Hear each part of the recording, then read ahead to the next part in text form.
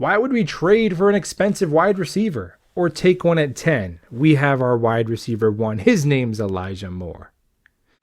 New York Jets fans, if that sounds like you, then we need to talk.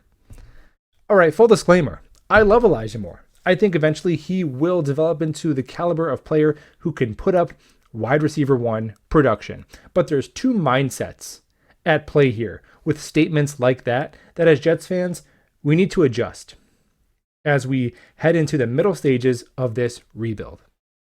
Number one, we need to understand that as fans, we overrate our own players. We just do. All fans do this, not just Jets fans. So let's step back and look at fans of another team and try and get a more objective point of view. That's what I did. I did this a while back. I was on the forum for Detroit Lions fan page, and one of the fans made a similar statement about Amon St. Brown, who popped as a rookie, mid-round pick. Amon St. Brown was more durable and productive as a rookie than Elijah Moore was. Just a fact. And this Lions fan said, I don't want to sign, it was Allen Robinson at the time. We don't need to sign Allen Robinson. We don't need to take a wide receiver with our late first round pick. We have Amon St. Brown. And to me, that looked laughable. To think you think he's your wide receiver one, now you're just good. That seemed crazy to me. So I'm sure for Detroit Lions fans looking at us and looking at this second round pick we took who had 500 receiving yards and saying we're good at wide receiver, we look crazy. So yeah, I love Elijah Moore.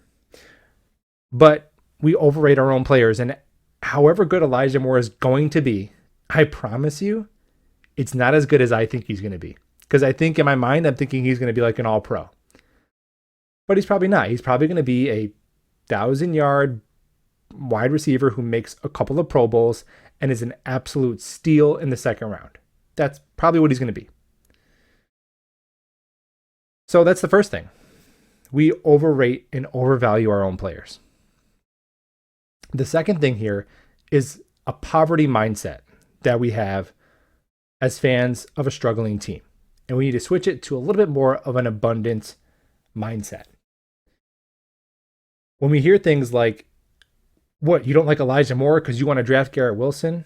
Or you want to draft Sauce Gardner? Why, you don't like Bryce Hall? No, I think all those guys can be on the field at the same time. And I like depth. And having a solid starter at one position is not reason enough to pass on elite talent. And wanting to upgrade your roster is not a slight on the guys who are already here. It's not an indictment on the players already here. It's not quarterback where there's only one of them. So we got to change that poverty mindset. I mean, think about the LA Rams. Did they think that Cooper Kupp and Robert Woods couldn't play because they brought in OBJ and drafted Van Jefferson? Did they think that Aaron Donald and Leonard Floyd weren't cutting it because they brought in Von Miller? Now, we're not going to sign a 33-year-old pass rusher because we're not in a Super Bowl window. We're not going to make those same types of moves, but we need to adjust his poverty mindset and get away from thinking that it's a slight to our players who are already here to want to significantly upgrade the overall talent of our roster. I mean, that's the equivalent of like, we don't need to go out to eat. We have rice and beans at home. Man, sometimes it's okay to go out and get a sirloin. Now, where's this mindset coming from? It's not unjustified because Jets GMs in the past would just write blank checks to bring in big names. So that's why Jets fans are leery of this, right? Because we've been burned before. But I think we need to start trusting Joe Douglas. We need to trust that when he does make a splashy move, it's a practical splashy move. So let's get out of the poverty mindset and live in the world of practical abundance. Thank you for watching, and let's go Jets.